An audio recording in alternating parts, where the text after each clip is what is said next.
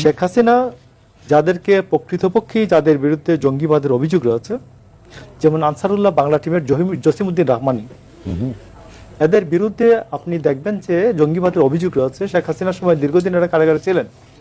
তো আমি শেখ হাসিনার বিরোধিতা করার জন্য আমি কি এদের সবাইকে ছেড়ে দিব? আপনি 11 জন শীর্ষ সন্ত্রাসীকে আপনি ছেড়ে দিলেন কেন? কেন ছাড়লেন? উদ্দেশ্য কি? আপনি যে এই যে আপনি দেখুন, আমি প্রায়ই বলছি যে সরকারের কোনো অবস্থায় এবং বিরোধী দলও অনেক ক্ষেত্রেই অনেকে বিভিন্ন কৌশলগত কারণে এই আলোচনাটা আনেন না। 7,500 অস্ত্র লুট হয়েছে।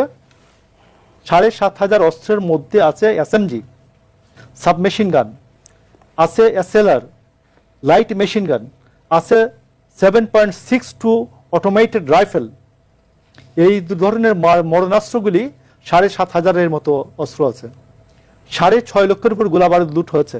আপনি দেখছেন আজ পর্যন্ত সরকারের কোনো উপদেষ্টা আজ পর্যন্ত বলেছেন যে আমাদের অগ্রাধিকারের মধ্যে হচ্ছে যে এই অস্ত্র কারা লুট করেছে, এই অস্ত্র কাদের হাতে আছে চিহ্নিত করা, এই অস্ত্রকে কম্বিং অপারেশনের মাধ্যমে বা যে কোনো একটা অপারেশনের মাধ্যমে অস্ত্র উদ্ধার করা।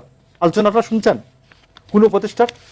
কোনো উপদেষ্টার আলোচনায় আছে? এটা আলোচনায় নাই।